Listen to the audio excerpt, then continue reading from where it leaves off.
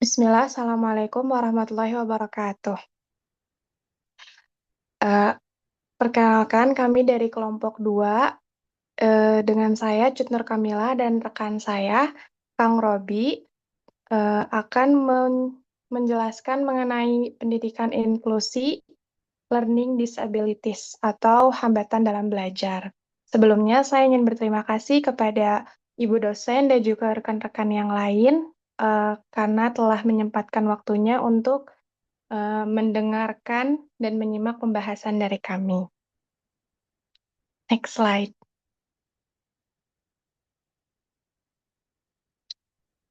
Baik, eh, oke. Latar belakang dalam pendidikan inklusi hambatan belajar. Pendidikan inklusi hadir sebagai solusi untuk memastikan bahwa semua anak, termasuk mereka yang memiliki hambatan belajar, mendapatkan kesempatan yang setara dalam pendidikan. Menurut UNESCO, pada tahun 2017, pendidikan inklusi adalah pendekatan yang bertujuan untuk mengakomodasi kebutuhan semua peserta didik dalam suatu sistem pendidikan yang tidak diskriminatif dan lebih fleksibel. Hambatan belajar dapat berupa disleksia, yaitu kesulitan membaca dan menulis, diskalkulia, kesulitan memahami konsep matematika, disgrafia, kesulitan dalam menulis, serta gangguan pemusatan perhatian dan hiperaktif atau disebutnya ADHD. Dukungan dari tenaga pendidik yang kompeten sangat diperlukan untuk membantu siswa dengan hambatan belajar mencapai potensi maksimal mereka. Next slide.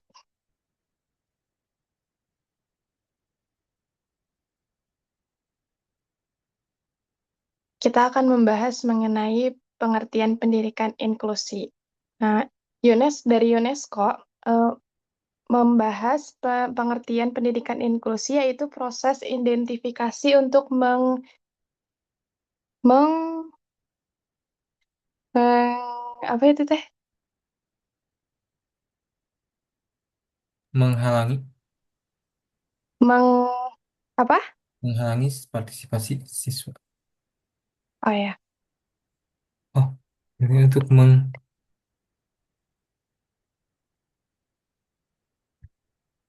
menghilangkan hambatan. menghilangkan hambatan. Mohon maaf ya. Menghilangkan hambatan yang menghalangi partisipan siswa dalam belajar, bertujuan menciptakan lingkungan adil dan merata. Lalu ada dari Bot dan Einskow memberikan pengertian bahwa pendekatan pendidikan yang bertujuan untuk meningkatkan partisipasi dan mengurangi eksklusi siswa dari berbagai latar belakang. Ada juga Florian dan Hawkins, eh, yaitu mengembangkan praktik mengajar yang fleksibel agar dapat memenuhi kebutuhan siswa dalam lingkungan yang sama. Nah, pendidikan inklusi menekankan pada kesetaraan akses, partisipasi aktif, serta memberikan dukungan yang sesuai bagi setiap siswa agar mereka dapat berkembang sesuai dengan potensinya. Jadi, pendidikan inklusi itu tidak membeda-bedakan di mana orang yang disabilitas itu dibedakan dengan orang yang normal, misalnya siswa yang reguler. Pendidikan inklusi ini menekankan pada kesetaraan. Selanjutnya ada jenis-jenis hambatan belajar. Yang pertama, ada disleksia. Disleksia adalah gangguan belajar yang memengaruhi kemampuan membaca dan keterampilan memproses bahasa. Anak dengan disleksia biasanya mengalami kesulitan mengenali kata-kata, mengeja, dan memahami hubungan antara huruf dan suara. Hal ini dapat membuat mereka kesulitan dalam memahami bacaan dan menghubungkan kata dengan maknanya. Disleksia ini biasanya anak itu jadi tidak setara gitu dengan umurnya dari kemampuan membaca atau menulisnya itu. Terus Biasanya mereka lebih lama dalam memahami karena ketika yang lain sudah membaca di papan tulis, nah anak yang biasanya mengalami disleksia ini dia lebih lama dan lebih lambat dalam memahami. Itu. Lalu ada diskalkulia. Diskalkulia ini gangguan yang mempengaruhi kemampuan seseorang dalam memahami konsep matematika. Anak dengan diskalkulia mungkin kesulitan mengenali angka, memahami operasi matematika dasar, atau mengurutkan angka dengan benar. Kesulitan ini dapat berdampak pada kemampuan mereka dalam menyelesaikan tugas-tugas yang berhubungan dengan matematika. Ya, jadi ini kalau diskalkulia ini lebih ke angka ya, hampir mirip dengan disleksia, cuma diskalkulia ini dalam konsep angka. Selanjutnya ada disgrafia. Disgrafia adalah gangguan yang mempengaruhi kemampuan menulis seseorang. Anak dengan disgrafia mungkin memiliki tulisan tangan yang buruk, kesulitan dalam ejaan, serta kesulitan mengekspresikan pikiran mereka melalui tulisan. Mereka juga mungkin mengalami kesulitan dalam menyusun kalimat atau paragraf yang koheren. Selanjutnya ada dispraksia. Dispraksia adalah gangguan yang mempengaruhi keterampilan motorik dan koordinasi tubuh. Anak dengan dispraksia ini mungkin kesulitan dalam melakukan tugas-tugas yang memerlukan koordinasi seperti kayak mengancing baju atau misalnya ngikat tali sepatu, menulis. Biasanya gangguan ini dapat mempengaruhi kemampuan mereka dalam melakukan aktivitas sehari-hari yang memerlukan gerakan yang terkoordinasi. Yang kelima ada gangguan pemrosesan auditori. Gangguan ini terjadi ketika otak kesulitan memproses informasi yang di telinga melalui pendengaran. Anak dengan gangguan ini mungkin kesulitan memahami instruksi dari lisan, membedakan suara yang mirip, atau mengingat informasi yang disampaikan secara verbal. Mungkin pendengaran mereka normal, tapi proses informasinya itu untuk sampai ke otak dari telinga itu tidak berjalan dengan optimal. Terus yang terakhir ada gangguan pemrosesan visual. Kalau yang tadi auditori dari pendengaran, yang ini ada visual atau dari penglihatan. Gangguan proses visual itu memengaruhi cara otak memproses informasi yang diterima melalui penglihatan. Anak dengan gangguan ini mungkin kesulitan membedakan bentuk atau huruf-huruf yang mirip, memahami peta atau diagram, atau mengkoordinasikan gerakan mata dan tangan. Hal ini dapat mempengaruhi kemampuan mereka dalam membaca, menulis, atau memahami informasi visual lainnya. Selanjutnya, ada strategi pendidikan inklusi. Apa aja sih strategi atau pendekatan yang memastikan semua siswa, termasuk yang memiliki kebutuhan khusus yang tadi saya sebutkan, dapat berpartisipasi penuh dalam pendidikan? Nah, di sini ada diferensiasi pengajaran, menyesuaikan metode pembelajaran sesuai dengan kebutuhan individu siswa. Jadi, tidak semua siswa kan sama gitu ya. Mungkin ada yang lambat, ada yang dia lebih memahaminya ketika dijelaskan, ada yang dia lebih memahaminya ketika diberi contoh misalnya. Eh, ya, jadi harus dibedakan gitu. Jangan menganggap semua anak itu kemampuannya sama. Lalu ada multisensori, menggunakan kombinasi visual, auditori, dan kinestetik dalam pembelajaran. Dalam menggunakan kombinasi ini, biasanya sensori anak lebih bekerja dengan cepat gitu. Jadi visualnya bekerja, auditorinya bekerja, sehingga anak lebih lebih memorinya jadi lebih daya ingatnya lebih kuat misalnya. Terus ada modifikasi kurikulum, menyesuaikan materi dan evaluasi sesuai dengan kebutuhan siswa. Yang keempat, ada kolaborasi dengan orang tua dan guru pendamping. Tentunya ini sangat penting karena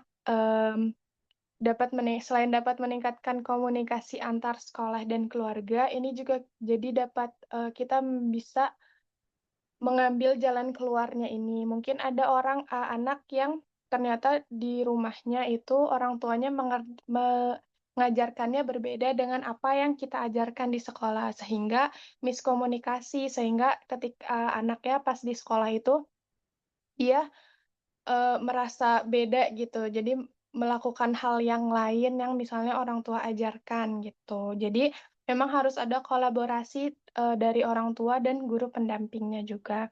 Lalu ada penggunaan teknologi, memanfaatkan perangkat lunak dan aplikasi edukatif untuk mendukung proses belajar. Nah, mungkin selanjutnya akan dibahas oleh rekan saya, Kang Robi.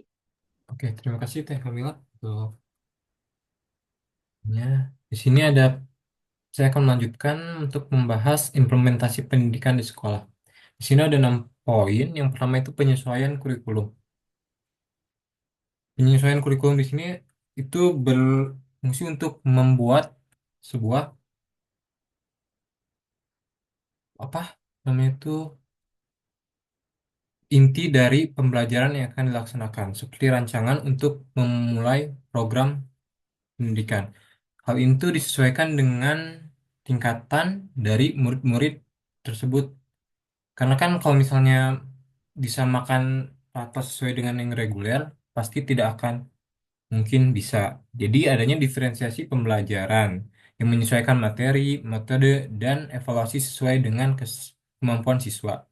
Lalu ada juga modifikasi tugas yang tidak penilaiannya tidak berupa hanya dengan angka, tetapi dengan kemampuan belajar siswa sesuai dengan apa yang siswa-siswa memiliki kemampuannya. Lalu ada pelatihan guru dan tenaga pendidik. Hal ini bertujuan untuk memberikan suatu kemampuan lebih kepada guru untuk menghadapi dan bisa berperan di pendidikan inklusif. Hal ini dengan berupa strategi pengajaran berbasis multisensori, yaitu menggunakan berbagai indera dalam pembelajaran. Lalu adanya manajemen kelas inklusif yang dapat menciptakan lingkungan belajar yang ramah dan mendukung bagi semua siswa. Dan juga pendekatan berbasis diferensiasi instruksional untuk menyesuaikan kebutuhan setiap siswa. Jadi diberikannya fasilitas dan sarana prasarana yang memadai untuk siswa belajar dan juga untuk tenaga pendidik dan juga guru untuk bisa melakukan kegiatan belajar mengajar dengan baik. Lalu ada penyediaan fasilitas dan sumber daya pendukung. Seperti tadi yang saya sudah singgung, adanya sarana dan prasarana yaitu fasilitas dengan adanya seperti ruang kelas yang ramah disabilitas, misalnya dengan adanya akses kursi roda ataupun dengan pencahayaan yang sangat cukup dan berbagai macam lagi alat-alat yang bisa membantu atau menunjang kegiatan belajar mengajar. Seperti misalnya adanya komputer, seperti perangkat lunak, gadget, tab, atau juga hal-hal hal-hal lain yang bisa membantu dengan pe- apa siswa-siswa yang memiliki disleksia atau juga tadi gangguan pemrosesan auditorial atau juga visual seperti itu. Lalu adanya tenaga pendamping khusus ini seperti psikolog pendamping atau guru pendamping yang khusus untuk menangani satu siswa biasanya. Untuk ini tidak ada di sekolah, melainkan anak tersebut atau orang tuanya sendiri yang memberikan pendamping khusus untuk siswanya. Lalu yang keempat ada pendekatan kolaboratif.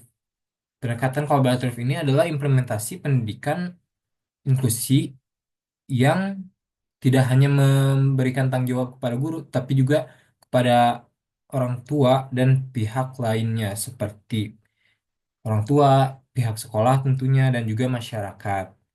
Nah, hal itu mendukung untuk misalnya orang tua agar bisa bekerja sama dengan guru yang tadi setelah disinggung juga oleh Teh Kamila, apabila guru orang tua mengajarkan di rumahnya seperti A tetapi di sekolah ternyata B, mungkin siswa juga akan bingung. Jadi adanya kerjasama untuk menyatukan apa rancangan program agar anak bisa lebih memahami untuk mengerti seperti itu. Lalu pihak sekolah juga menyediakan kebijakan yang mendukung pendidikan inklusif dan memberikan akses ke sumber daya yang memadai, seperti tadi fasilitas, sarana prasarana, dan juga tenaga dan guru pendidik yang mumpuni. Lalu masyarakat, nah masyarakat haruslah diberikan apa namanya, kesadaran gitu, meng, bahwasannya apa siswa yang memiliki kekurangan atau learning disability itu jangan dicap negatif atau jangan diberi stigma yang buruk, karena mereka juga tetap memiliki apa namanya teh peluang untuk belajar di sekolah reguler seperti dengan teman-teman yang tidak memiliki learning disability lainnya. Lalu ada penggunaan teknologi dalam pendidikan inklusi. Teknologi ini dapat membantu dan menjadi efektif dalam mendukung pembelajaran kegiatan pembelajaran inklusif. Misalnya, pembelajaran interaktif yang membantu siswa dengan kesulitan membaca dan menulis, seperti diberikannya sebuah tontonan atau video. Jadi, tanpa membaca, dia bisa mendengarkan dan bisa memahaminya. Lalu menggunakan perangkat lunak text-to-speech yang membantu siswa dengan gangguan pemrosesan auditory.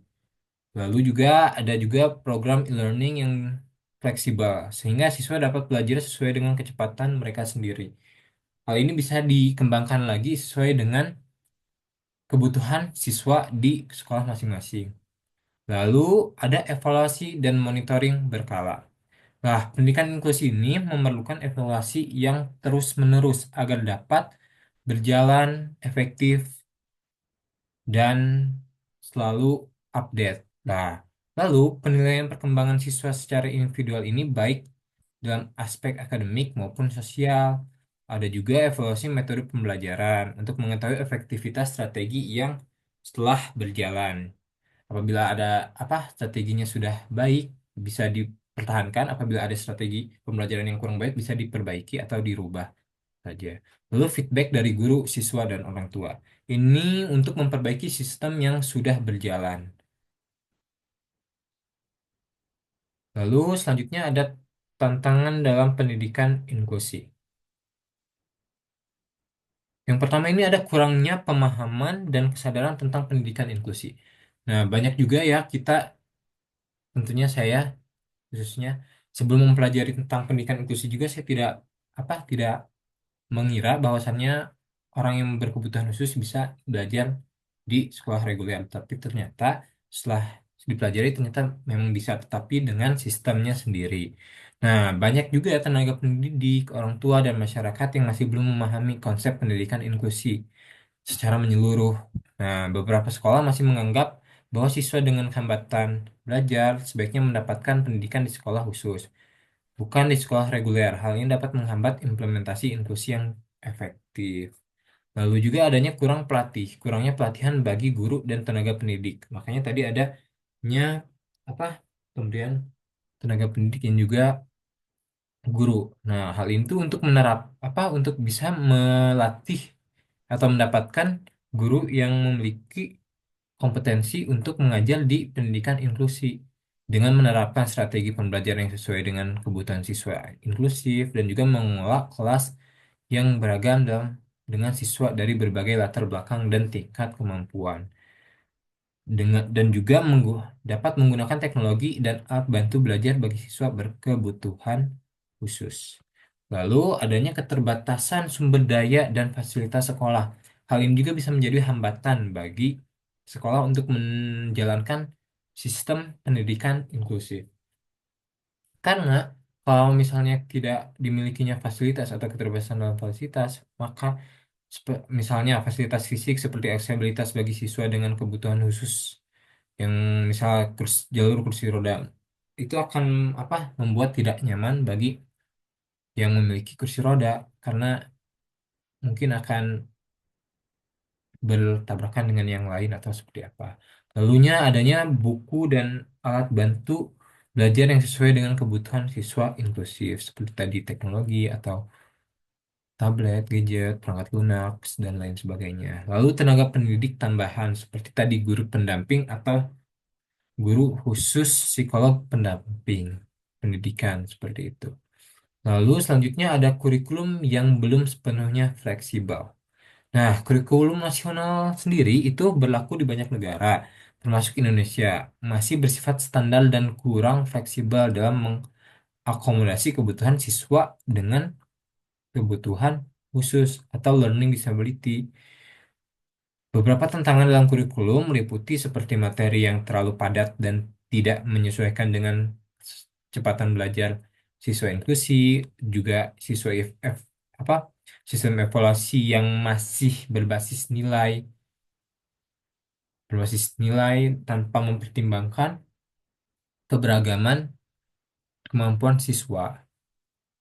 Lalu yang kelima adanya stigma dan diskriminasi terhadap siswa dengan learning disability. Ya, seperti yang kita ketahui juga masih banyak misalnya masyarakat atau masyarakat di luar yang masih menganggap orang dengan kebutuhan khusus adalah dengan apa memberikan stigma yang negatif bahwasanya mereka tuh tidak layak atau tidak pantas untuk berbaur dengan orang-orang normal lainnya. Nah, hal itu haruslah diperbaiki dulu untuk bisa menjalankan sistem pendidikan inklusif yang baik. Karena dengan hambatan yang seperti ini dan stigma dan diskriminasi dari teman sebaya maupun orang tua dan juga masyarakat, hal ini dapat menyebabkan kepada mereka mereka ini yang memiliki learning disabilities kurang percaya diri. Terus tuh minder mungkin dan juga mengalami bullying di lingkungan sekolah ataupun lingkungan bermainnya. Lalu yang keenam adanya tantangan dalam kolaborasi antara sekolah, orang tua, dan masyarakat. Sama seperti yang di atas, hal ini harus kita diberikan dulu wawasan tambahan kepada orang tua, sekolah, dan juga masyarakat. Pendidikan inklusi ini tidak hanya menjadi tanggung jawab sekolah saja, tapi juga menjadi tanggung jawab orang tua dan juga tanggung jawab masyarakat untuk bisa menjadikan pendidikan inklusif ini efektif.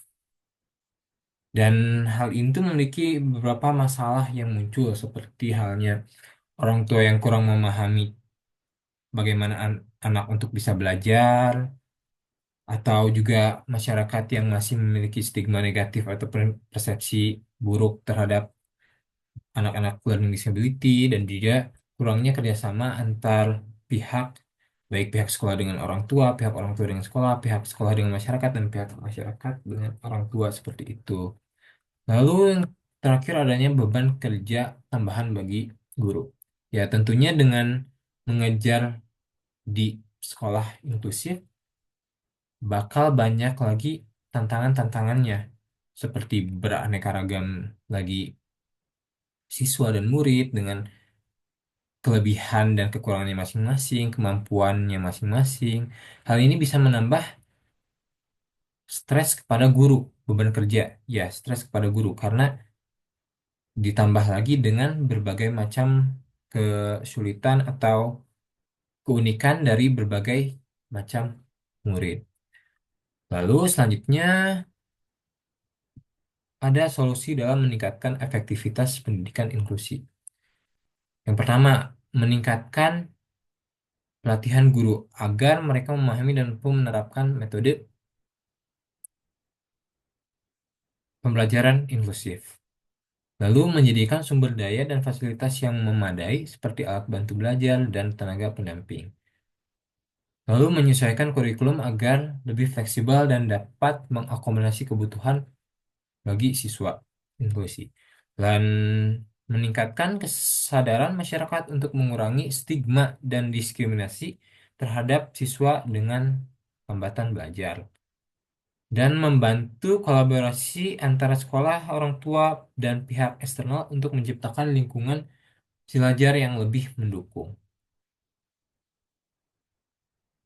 Lalu di sini kita masuk kepada kesimpulan di mana pendidikan inklusi merupakan sistem yang memungkinkan semua siswa, termasuk mereka yang memiliki hambatan belajar, atau learning disability untuk mendapatkan akses pendidikan yang setara dengan strategi yang tepat, dengan hambatan belajar dan